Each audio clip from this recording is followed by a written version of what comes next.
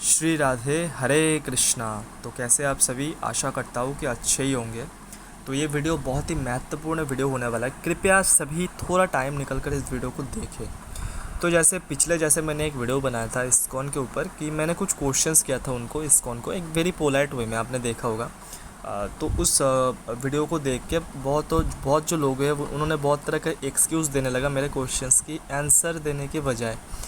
कुछ जो लोग हैं उन्होंने कहा कि अरे इस्कॉन तो उनके जो है भक्ति को लेकर आपको इतनी प्रॉब्लम्स क्या है, या फिर उनके गीता पढ़कर ही तो जो है विदेशों में इतनी ज़्यादा प्रचार हुई है। और बहुतों ने बताया कि नहीं वो गलत नहीं है, उन वीडियोस को देखकर भी उन्होंने मतलब गलत नहीं है। तो वही सारी चीज़ जो है मैं आज यहाँ पर क्लियर करूँगा।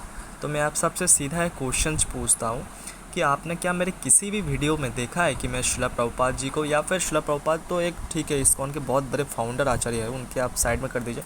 इस्कॉन के नॉर्मल किसी डिवोटी, किसी प्रभु जी इसको, किसी माता जी इसको मैंने कभी अपमानित किया है? कभी उनको कोई ऊंचे स्वर में कोई गलत चीज़ें मैंने बताया अपने वीडियो में, कभी आपने देखा है? मैं भी इस्कॉन अभी भी जाता हूँ, ऐसा नहीं है। अगर मेरा द्वेष होता है इस्कॉन को, मैं अगर हेट करता तो मैं इस्कॉन नहीं जाता। मैं अभी भी इस्कॉन जाता हूँ कभी कभार, मायापुर हमारे यहाँ से पास में है, वहाँ पर जाता हूँ। संध्या आरती जो होती है वो मैं देखता हूँ, पार्टिसिपेट करता हूँ। इस्कॉन की गीता मेरे पास अभी भी है, और इस्कॉन से ही जो है मेरा भक्ति में एंटर हुआ है। बट इसका मतलब ये नहीं कि मैं जो हूँ गलत को गलत ना बताऊँ। जैसे इसको लेकर एक उदाहरण मैं आपको देता हूँ। अगर आप महाभारत ग्रंथ पढ़े हैं तो आपको पता होगा, जब कृष्णा जो है वो दूत बनकर जब आए थे, शांति दूत बनकर, युद्ध ना हो इसको ट्राई करने के लिए, तब वो जा रहे थे। तब वो कर्ण के साथ वो जब बात करके जब गए लास्ट में, तब माता कुंती कर्ण के पास आया, और माता कुंती ने कर्ण को बहुत सारे समझाया कि आप तो ऐसे हो वैसे हो, आप तो जानते हो कि आप जो है मेरी पुत्र हो, और उनके पक्ष में अधर्म है तो आप जो है पांडवों के पक्ष में चले जाओ। आप एक षष्ठ पांडव, आपको राज्य मतलब राज्य भी मिलेगा, युधिष्ठिर तुरंत आपके पास समर्पण कर देगा, तो आप प्लीज़ उनके पास जाओ। श्री कृष्ण ने भी उनको समझाया, बट उन्होंने क्या किया, उन्होंने बताया कि नहीं, उनका मेरे ऊपर बहुत ज़्यादा उपकार है। जो एक दृष्टि से देखा जाए तो सही भी है, उनका बहुत ज़्यादा उपकार है, तो मैं तो दुर्योधन का त्याग नहीं कर सकता अभी। और वही दूसरी ओर जब संजय जी ने इंद्रप्रस्थ गए थे, इंद्रप्रस्थ तो नहीं मतलब विराट नगरी में गए थे। विराट नगरी में वो आश्रित थे सभी के सभी, क्योंकि उनके राज्य जो वो छीन लिया गया था, और वो नहीं दे रहे थे अज्ञातवास के पूर्व भी, मतलब पश्चात भी। तो संजय जी आए उनके तरफ से, संजय जी आकर पूछे कि क्या चाहते हैं आप लोग। तो फिर जो युधिष्ठिर महाराज जी जो है वो उनको कहे कि देखिए, हमने तो अज्ञातवास भी भोग ली, हमने तो वनवास भी कर ली 12 वर्ष की, और हमारा जो कंडीशंस था कि हमें इसके बाद जो संपत्ति, हमारा जो है पूरा जो संपत्ति जो लिया गया वो हमें मिल जाएगा, तो अगर वो नहीं मिलता तो हम युद्ध करेंगे। तो संजय जी ने उनको आकर कहा ऐसे ऐसे, मतलब आवेश में आकर, और वो भी एक टीचिंग सी थी, एक लीला ही थी, ताकि हमें टीचिंग्स मिले। तो संजय जी उनको कहने लगा, आपको ये प्रॉपर महाभारत में आपको मिल जाएगा। अब अगर आप बंगाली कोई है तो मैं उनको स्क्रीनशॉट भी शेयर कर सकता हूँ कि प्रॉपर क्या बताएं, मैं यहाँ पर शॉर्ट में बता रहा हूँ। तो संजय जी ने उन्हें बोला कि आप कैसे बातें कर रहे हो, धृतराष्ट्र जी का उपकार क्या आप नहीं याद रखे? जब आप वन में थे, पांडु जब आपके पिता जब गुजर गए, तब आपके माता को, आपकी चारों भाइयों को, आपको वो आश्रय दिए थे। अगर वो आश्रय नहीं देते तो क्या होता? तो फिर वहाँ पर युधिष्ठिर ने बताया कि जी बिल्कुल, मैंने उनका नून खाया हूँ, मेरे उनके ऊपर बहुत ज़्यादा कृतज्ञता है। बट इसके मतलब ये नहीं कि मैं उनकी गलती जो है वो सहन करूँ, क्योंकि अधर्म को सहन करना भी गलती है। तो इसको लेकर मैं यहाँ पर टोटली श्लोक वाइज तो आपको नहीं बता पा रहा, क्योंकि मुझे ये चीज़ जो है वो कंठस्थ नहीं है, बट मैं आपको शेयर कर सकता हूँ ये जो है स्क्रीनशॉट्स है, या फिर जो पेपर में जहाँ पर बताया गया है। तो वहाँ पर बहुत ही अच्छी से उन्होंने लॉजिक दिया। और फिर संजय जी ने बोला कि जी जी, आप बिल्कुल बोल रहे हैं, और उनका स्तुति किया कि आप तो साक्षात धर्मराज है, आपसे ज़्यादा धर्म कौन पता है, मुझे क्षमा कर दीजिए। तो इसको कहने का मतलब यही है कि जिनसे आपको उपकार मिलता है उनके कृतज्ञता आप ऑब्वियसली करो, ऑब्वियसली आप उन्हें याद रखो। बट गलत को गलत बोलना यह अधर्म नहीं है, गलत को आपको गलत बोलना ही चाहिए। जैसे मान लीजिए हमारे यहाँ पर बहुत सारे जो है कुछ एंटी सोशल्स, कुछ मेरे कुछ फ्रेंड्स हैं, कुछ दोस्त हैं, मतलब ऐसा घुल मिलने वाले तो नहीं, बट हाँ मैं जानता हूँ ऐसे वैसे। तो वो क्या करते हैं, वो बहुत ज़्यादा 2 नंबरी कारोबारों में भी उनका बहुत ज़्यादा इन्वॉल्व है, और वो बहुत सारे ऐसे हैं जो गरीबों की सेवा करती है, और मंदिर में पैसा देती है। मंदिर के जो चूड़ा होती है, जो शिखर होती है, उनको बनाने में, बहुत सारे मंदिरों की चूड़ा बनाने के लिए उन्होंने पैसा दिया। ऐसे ऐसे एंटी सोशल कुछ फ्रेंड्स हैं। तो क्या वो सही कर रहे हैं या फिर गलत कर रहे हैं। वो तो मेरे फ्रेंड है, वो बहुत ज़्यादा उपकार भी करते हैं और ऊपर से वो एंटी काम भी करते हैं, तो हम इसे क्या पकड़ेंगे। 99% काम अगर आप अच्छा कर दिया और अगर आप 1% काम अगर बुरा कर दिए, तो 1% बुरा जो काम है वो 99% अच्छे कामों पर हावी हो जाएगा। जैसे सलमान खान जी क्या करते हैं, उनके घरों में जैसे मैंने सुना है कि सुबह के टाइम पे कुछ डेट्स होते हैं जहाँ पर वो गरीब दोस्त जो लोग होते हैं उनको उनके प्रेस्क्रिप्शंस देखकर उनके मेडिसिन्स के लिए, उनके रोगों के लिए बहुत ज़्यादा पैसा देती है। और ऊपर से उनको जो है, आपने सुना होगा कि सलमान खान कैसे कैसे मामलों में इन्वॉल्व हुआ है, कैसे कैसे अदम किया है। काला हरिन को एक बार मार दिए थे, एक बार जो है एक अनजाने व्यक्ति सड़क में सो रहे थे तो उनको ऐसे गुजर कर चले गए, और बहुत सारी चीज़ हुआ है, बहुतों का लाइफ भी उन्होंने ख़राब किया है। तो हम क्या इसे जज करें, क्या हम उनकी गलती नहीं बताएं? क्या आप ये चाहते हो? और जहाँ तक बात है उनके प्रचार की, जैसा आप बोल रहे हो कि उनके भक्त हैं, देखिए श्रील प्रभुपाद जी का जो उनका जो थ्योरी है ना, वो एक्चुअली क्या करने आए थे वो सभी समझ नहीं पाएंगे। ब्रिटिश, जो मैंने वहाँ पर भी बताया कि ब्रिटिश जो होती है वो ज़्यादातर, सभी नहीं है, ऐसे भी बहुत सारे हैं जो प्योरली जानते हैं भक्ति को, डिवोशंस को, आध्यात्म को, ऐसे भी है, बट वो बहुत ही मिनिमल है, बहुत ही माइनर लेवल पे है। बट ज़्यादातर जो ब्रिटिश होती है उनकी माइंड सेट जो होती है वो अब्राहमिक होती है। अब अब्राहमिक ये वर्ड से जो है इसको चिढ़ जाता है, तो मैं ये वर्ड जो है इसको यूज़ नहीं करूँगा। उनका माइंडसेट कुछ जेलस टाइप्स होते हैं, मतलब जेलस गॉड्स, मतलब वो एक को ही मानेगा और वो वर्स्ट तरीके से हमारा जो सनातन धर्म है उसको समझ नहीं पाएगा। तो उनके मुख से थोड़ा बहुत हरिनाम तो निकले, थोड़ी बहुत तो वो भी प्रैक्टिस करे, थोड़ी बहुत उनको कृपा मिल जाए, इस सेंस से श्रील प्रभुपाद जी ने उनके गुरुदेव की आदेश से वेस्टर्न वर्ल्ड में प्रचार किया। बट आप लोग तो सनातनी होना है जन्म से, तो आपके लिए उन्होंने वो नहीं किया। आपके लिए उन्होंने हिंट दिया कि आप 500 साल पहले जो वैष्णव आचार्य हुई है, जैसे जीव गोस्वामी, रूप गोस्वामी, सनातन गोस्वामी, ये जो सर गोस्वामी है, जो वल्लभाचार्य है, जो निम्बार्काचार्य है, जो वैष्णव आचार्य से, उनकी कमेंट्री पढ़ने के लिए, उनकी टीका पढ़ने के लिए ये उन्होंने भागवतम में कोडिंग किया है, जो मैंने दिखा है पिछले टाइम में। और उन्होंने तो एक कॉन्वर्सेशन में वो भी बताया कि अब रामानुजा भाष्य पढ़िए, वो आपको हेल्प करेगा बेटर समझने के लिए। वो एक कॉन्वर्सेशन में है, उसका स्क्रीनशॉट मैंने शेयर नहीं किया, आपको वेदा क्या नाम है उनका, वाणी कूटस में आपको मिल जाएगा वो कॉन्वर्सेशंस। तो वो हिंट दे रहे हैं आप लोगों के लिए और ब्रिटिशों के लिए, क्योंकि उन्हें समझ नहीं है वो पूर्ण और से ज़्यादातर को, तो उनको हाँ थोड़ी बहुत हरिनाम कर लिया, थोड़ी बहुत कर लिए, चलो ठीक है, कुछ मतलब एकदम पूरी तरीके से नहीं समझ पाए, तो उनके लिए वो गीता रचा गया है। और वही चीज़ पढ़कर वो जो है वो वेस्टर्न वर्ल्ड में उसका प्रचार हो रहा है, भक्ति का, कृष्ण नाम का हरिनाम वो कर रहे हैं। अब बहुतों ने क्वेश्चन करता है कि श्रील प्रभुपाद जी के ही जो गीता है वो पढ़कर ही उनका हुआ है, आपके गीता पढ़कर या फिर ये गीता पढ़कर तो उनका नहीं हुआ। तो क्या कृष्ण का ज्ञान क्या किसी संत के ज्ञान से कम है या फिर ज़्यादा है? या आप मुझे बता दीजिए, क्या कम है कृष्ण के ज्ञान? क्या कृष्ण ने उस टाइम नहीं सोचा था? क्या कृष्ण की ज्ञान जो है, देखिए कोई मेरे धर्म पे आए या फिर ना आए, मेरी पर्सनली मानना है उन्होंने अच्छा काम किया श्रील प्रभुपाद जी ने। अच्छे मुझे भी लगता है कि विदेशों में हरिनाम का प्रचार होता है, हरिनाम होता है, उनसे उनके मुख से निकलता तो है, वो साड़ी तो पहनते हैं, यह मुझे पसंद है। बट आपको ये चीज़ रियलाइज़ करना पड़ेगा कि कृष्णा की ज्ञान जो है वो एज़ इट इज़ ही रखना चाहिए, राइट, हमारे लिए। तो इसीलिए श्रील प्रभुपाद जी ने भी हमारे लिए भी हिंट दिया है कि आप ये कमेंट्रीज़ पढ़ो, ये कमेंट्रीज़ पढ़ो। मेरी सीरियस स्टूडेंट जो हो गया, जो मेरी मतलब एकदम भक्ति को जो सीरियसली लेता है, उनको ये कमेंट्री पढ़ना चाहिए बेटर समझने के लिए। ये हिंट देते हैं, ये बार बार उन्होंने नहीं बताया, ये जस्ट एक दो बार ही उन्होंने बताया अपने कमेंट्री, अपने कॉन्वर्सेशन में, क्योंकि हिंट है और ये चीज़ को समझ नहीं पाएंगे। ब्रिटिशों के लिए अलग एक प्रोसेस कर दिया, क्योंकि आप सभी को पता होगा कि इस्कॉन की जो मूवमेंट है वो बोस्टन, वो न्यूयॉर्क से शुरू हुआ है, विदेश से शुरू हुआ है, इंडिया से नहीं। उनके गुरुदेव ने आदेश दिया था कि इंग्लिश में प्रचार करने के लिए वेस्टर्न वर्ल्ड में, वेस्टर्न कंट्री में। तो ये सब को हम अभी साइड कर देते हैं। मेरा पर्सनली किसी के साथ कोई द्वेष नहीं है, मैं किसी का भी अपमान नहीं करना चाहता।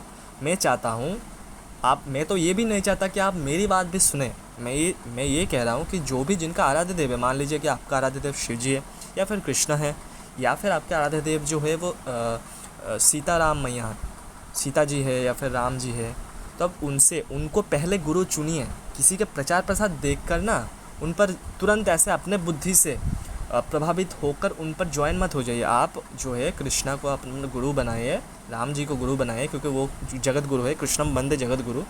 तो उनसे आप प्रे कीजिए कि हे कृष्णा, हे श्यामाजू, आप मेरी मार्गदर्शन करें, क्योंकि मेरी बुद्धि जो है ना वो विकसित नहीं हुई है, और एक कलियुगी माया है ना, ये बहुत ही प्रभावशाली है।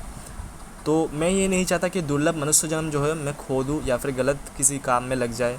तो मैं आपको पाना चाहता हूँ, आपके चरण चाहता हूँ। ऐसे आप उनसे प्रे कीजिए, क्योंकि मैं भी पर्सनली, ये मेरा बात कर रहा हूँ कि मैं आपका नहीं चाहता।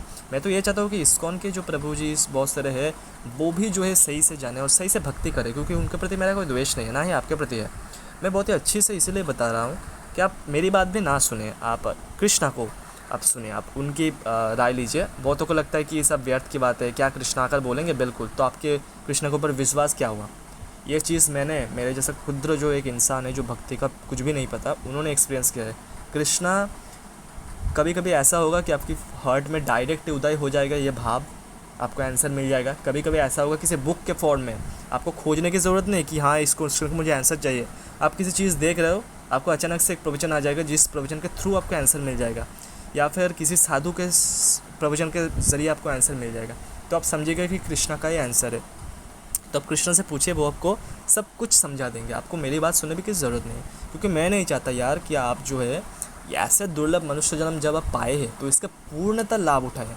ब्रिटिश जो है वो पूरी तरह से नहीं समझ सकता, तो उन्हें आंशिक लाभ उठाना ठीक है, वो चीज़ जो है सही है उनके लिए, ठीक है। बट आप जो है जो समझ सकते हैं, हमारे लिए जब उत्तम मार्ग है तो आप क्यों ऐसे वैसे कर रहे हैं? और मैं अद्वैत मार्ग से नहीं हूँ, मैं शंकराचार्य जी का आश्रित नहीं हूँ। मुझे वृंदावन पसंद है और मुझे सभी पसंद है, क्योंकि सब में जो है भगवान का ही अंश है। मैं किसी को भिन्न नहीं समझता, किसी के प्रति मेरा कोई द्वेष नहीं। तो ये सब बात छोड़कर हम अभी चले आते हैं कि सिर्फ भक्ति नहीं है, इस्कॉन की गीता में बहुत ज़्यादा प्रॉब्लम्स है। और वो चीज़ जो है वो किस चीज़ के लिए करा गया वो तो मैंने पहले क्लियर कर ही दिया। बट फिर भी जैसे सनातनी भाइयों के लिए जो जन्म से सनातन है, जो जन्म से भारतीय है, इंडियन है, उनके लिए मैं ये वीडियो जो बना रहा हूँ। वो देखिए, मैं यहाँ पर 3 श्लोक यहाँ पर दिखाऊँगा आपको। भगवत गीता चैप्टर 4.24, यहाँ पर देखिए पहले शिला प्रभुपाद जी का ट्रांसलेशंस।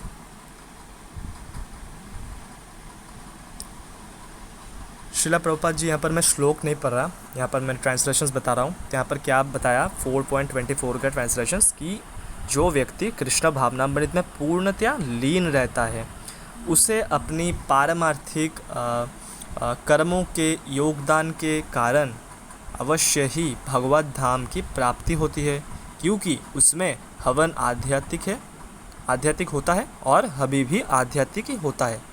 मतलब यहाँ पर कृष्ण भावनामृत जैसे कोई यहाँ पर बात नहीं है, इवन भगवत धाम जैसे भी यहाँ पर कोई बात नहीं है। वो कैसे? वो मैं यहाँ पर वैष्णवाचार्यस भी और 2 गौड़िया संस्था के परम मुख्य आचार्यस के भी कमेंट्रीज यहाँ से आप दिखाऊंगा। मतलब कमेंट्री नहीं, कमेंट्री तो कोई भी कुछ भी लिख सकता है, ट्रांसलेशंस जो है वो मैं आपको दिखाऊंगा।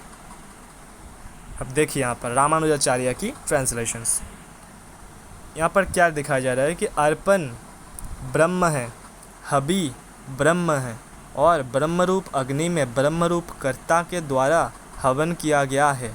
इस प्रकार निश्चय करने वाले ब्रह्म कर्म समाधि पुरुष के द्वारा प्राप्त होने योग्य वस्तु भी ब्रह्म ही है। ये हो गया श्री रामानुजाचार्य का। अब यहाँ पर आप बोलोगे कि वो तो विशिष्ट अद्वैत संप्रदाय से, जी बिल्कुल, बट वो विशिष्ट अद्वैत संप्रदाय की क्या मत है वो यहाँ पर नीचे, ये जो आपको लास्ट एक लाइन कटा हुआ दिख रहा है, वहाँ से शुरू होता है उनका भाष्य में लोग कमेंट्री लिखते हैं, बट ट्रांसलेशन सभी का एक ही होता है लगभग, ठीक है। तो मैं यहाँ पर माधवाचार्य जी का आप दिखा देता हूँ आपको। ये हो गया रामानुजाचार्य का। अब आते हैं माधवाचार्य का। माधवाचार्य के ये आप देखिए, यहाँ पर बताया गया है कि for such one Brahman is the act of offering, Brahman is the oblations, Brahman is the sacrificial fire, by Brahman is the offering made, Brahman verily is the goal to be attend by the acts of equanimity of intellect in Brahman. मतलब सब कुछ जो है ब्रह्म ही है। ब्रह्मरूप योग में जो आहुति देने वाला जो चीज़ है वो भी ब्रह्म है, ऑब्लेशंस भी ब्राह्मण है, फायर भी ब्राह्मण है, जो यज्ञ के जो अग्नि स्वरूप है वो भी ब्रह्म ही है, सब कुछ ब्रह्म है, और जिसको प्राप्त होगा वो स्थिति वो भी ब्रह्म ही है। तो ये हो गया श्री माधवाचार्य जी का ट्रांसलेशंस, ठीक है। तो यहाँ पर मैं बाद में अभी दिखाता हूँ। अब देखिए, ये होती है श्री बल्लभ विद्याभूषण जी के, इनके गीता भूषण नाम के टीका की एक ट्रांसलेशन यहाँ पर मैं दिखा रहा हूँ। यह है गौड़िया का परम मुख्य आचार्य, ठीक है।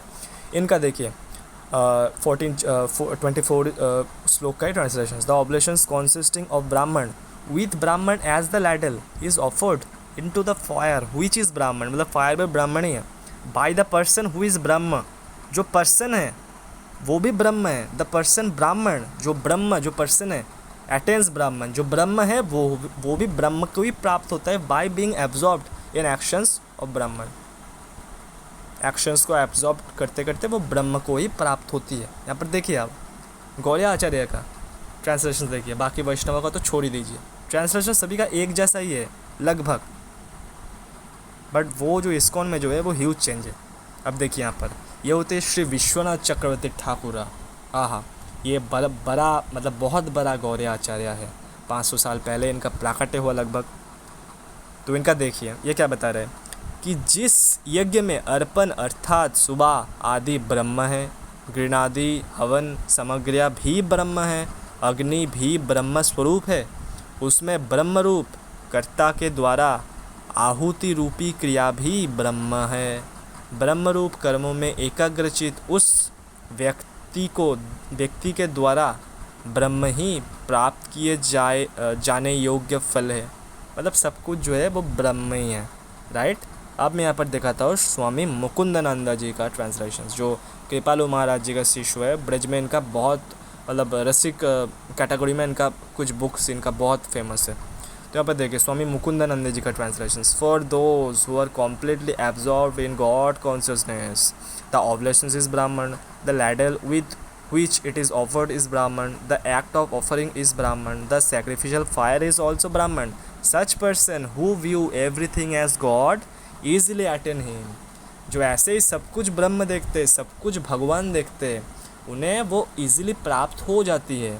अब यहाँ पर जो ज्ञान मार्गी होती है, जो निराकार स्वरूप को मानते हैं, वो यहाँ पर सब कुछ जो ब्रह्म देखेंगे, और जो भक्त होंगे उनके लिए सिया राममय सब जग जाने, मतलब ये सिया राम जो है मतलब गॉड जो है, भगवान जो है वही सभी और है, ये उनको दिखेगा।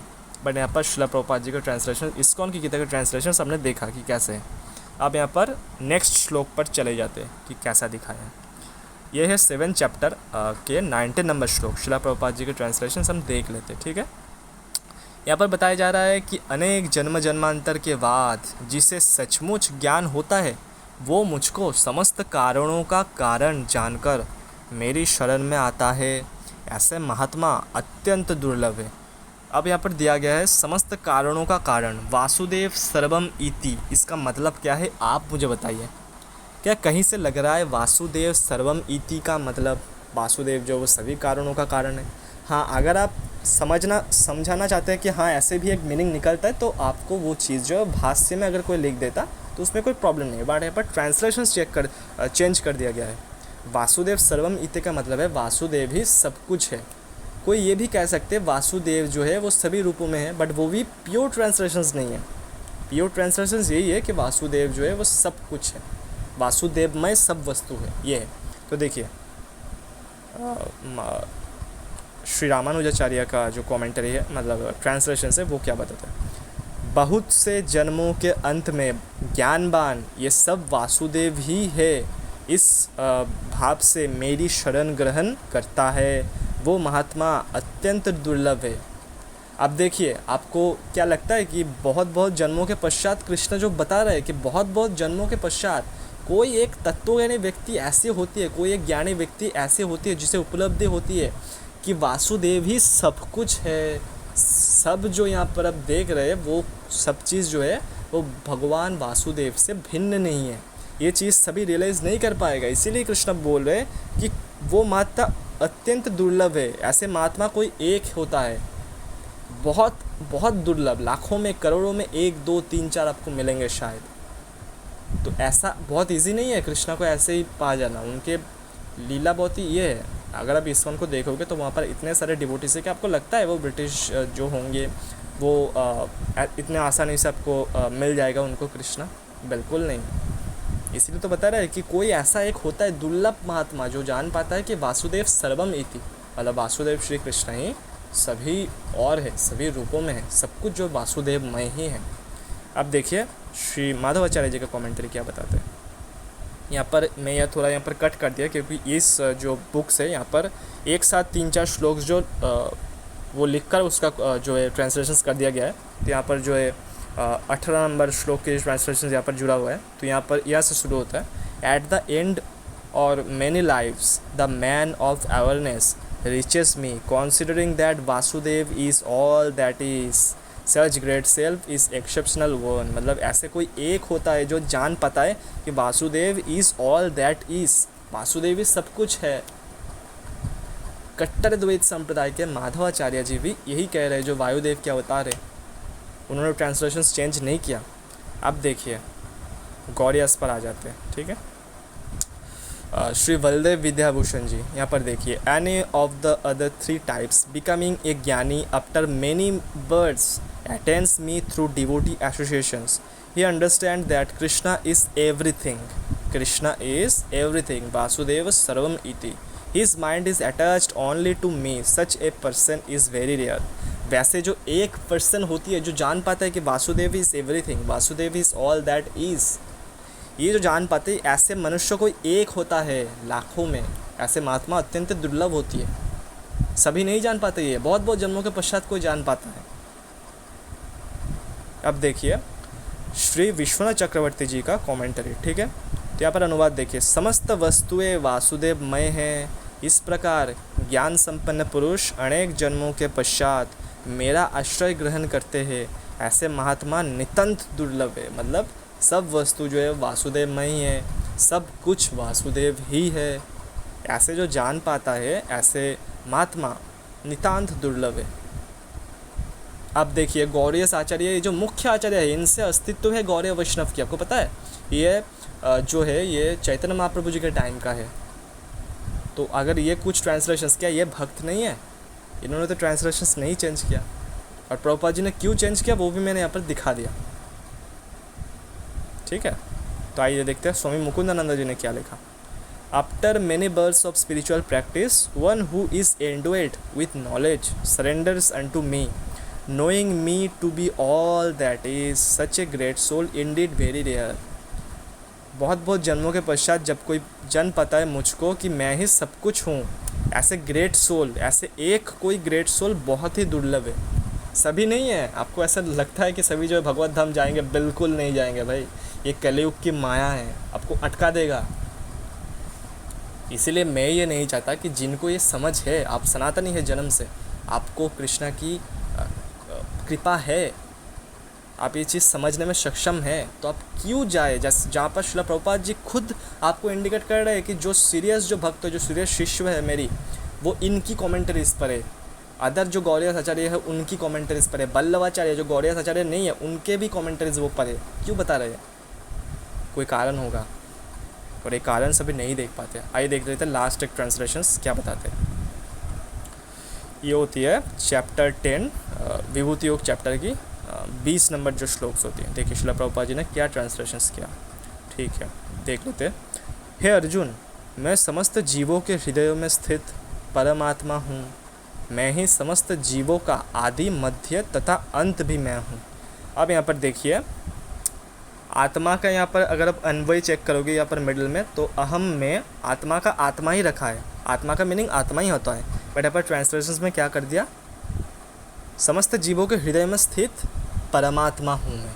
बट यहाँ पर परमात्मा नहीं है, अहम आत्मा, मैं आत्मा हूँ समस्त जीवों के हृदय में स्थित। तो इसीलिए बताया जाता है कि भक्ति मार्ग में भी अद्वैत आपको रियलाइज़ होना पड़ेगा, अदरवाइज़ नहीं होगा, क्योंकि हम सब कृष्ण से अभिन्न हैं।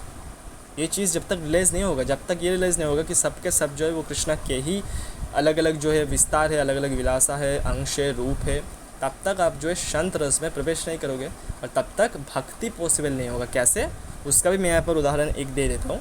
14 चैप्टर के 26 नंबर श्लोक में कृष्णा कह रहे हैं कि भक्ति योग के द्वारा ब्रह्मभूत स्तर पर या फिर ब्रह्म के स्तर पर कोई लाभ करता है, या फिर ब्रह्म लाभ करने में सक्षम होता है। ब्रह्म लाभ या फिर ब्रह्मभूत स्तर मतलब ब्रह्म के साथ एकत्व, जो अहम ब्रह्मास्मि वाले जो है वैसे भाव, मतलब मैं ब्रह्म से भिन्न नहीं हूँ, ये सब कुछ जो है ब्रह्म ही है, ये सब कुछ जो है वो भगवान ही है।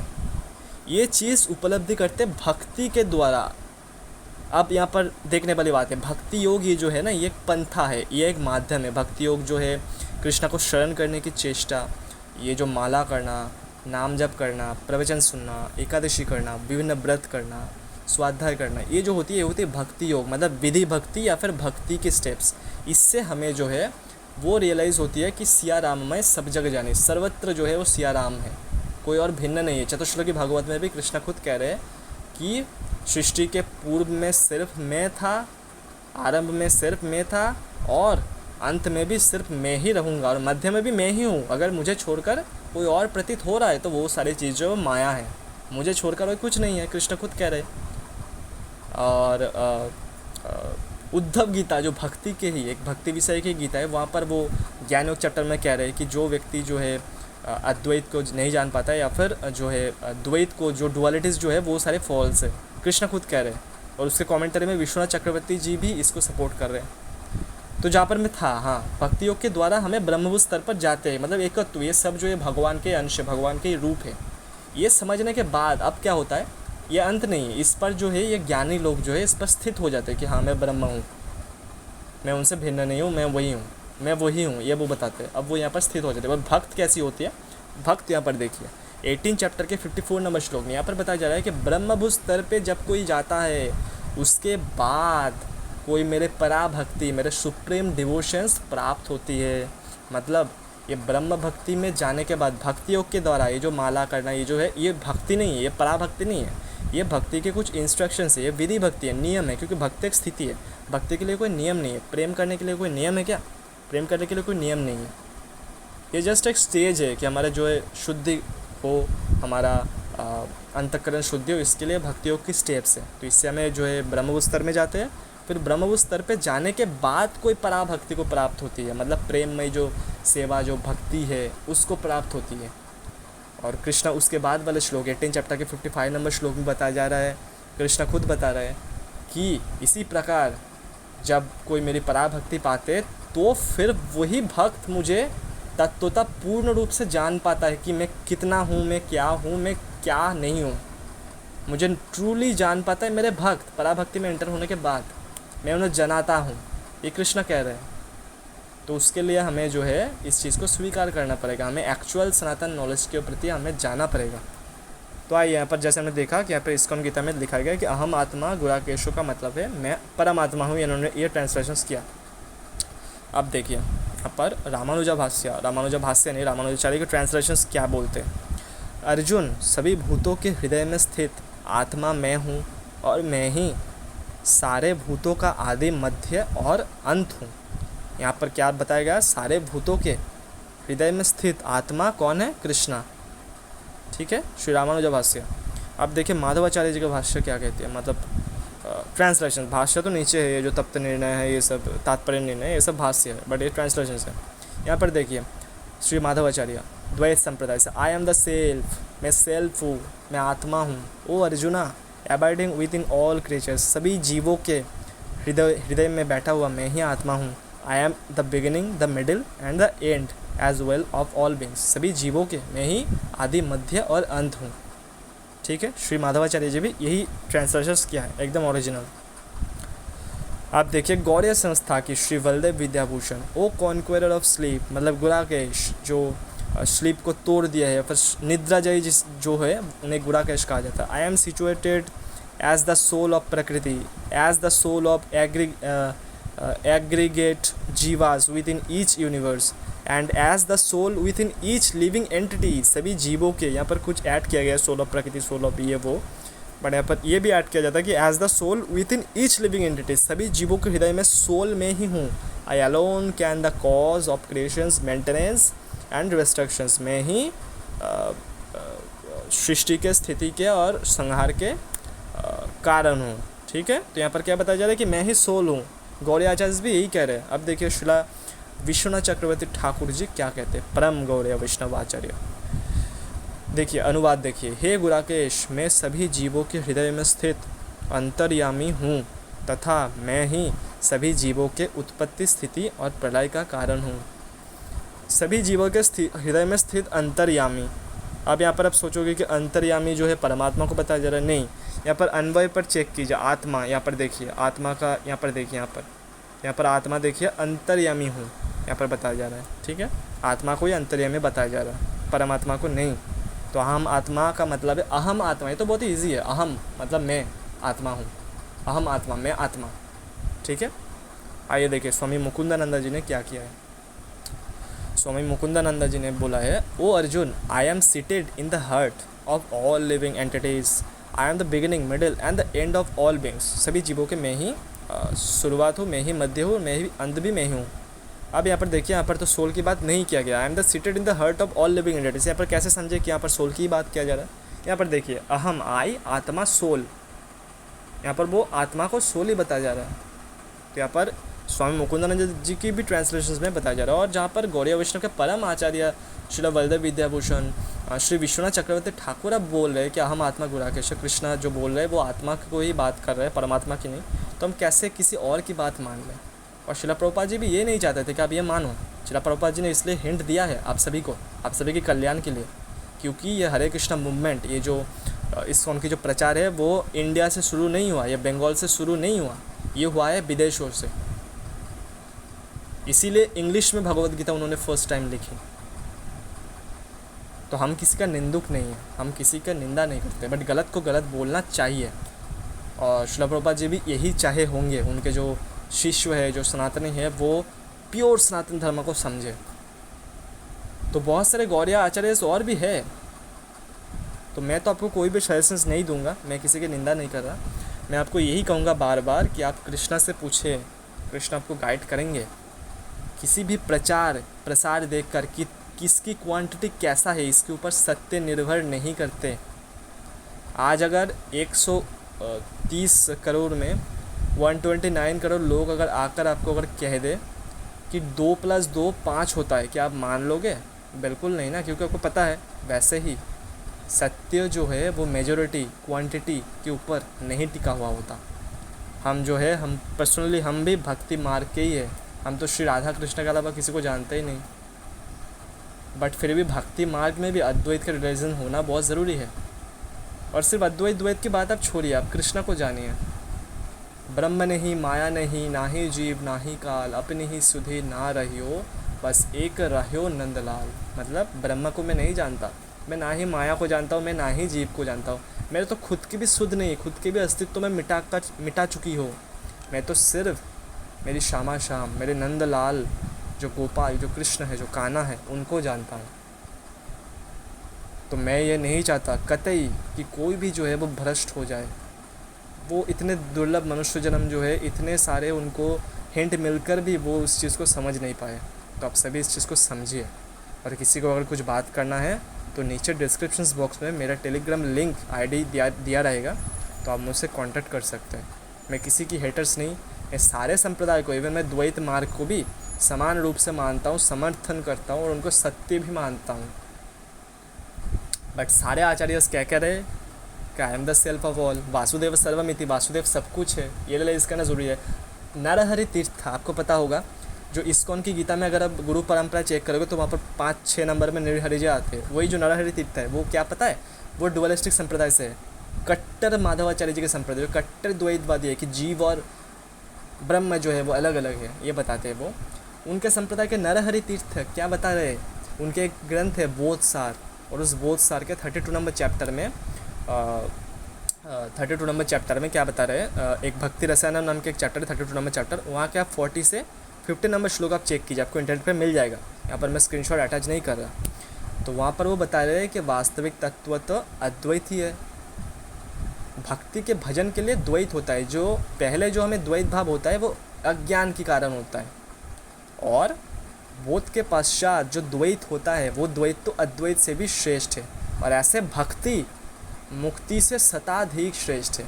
और वही बात कृष्ण खुद गीता में बोल रहे कि भक्ति योग के द्वारा ब्रह्मविस्तर मतलब वननेस, और वननेस के बाद कोई पराभक्ति में जाता है, फिर मुझे कोई जान पाता है। तो यहाँ पर सुप्रीमेसी भक्ति का ही है वो चीज़, बिल्कुल। बट आपको बोध होना है ये सब जो है भगवान से अभिन्न है, कोई पराया नहीं है हमारा।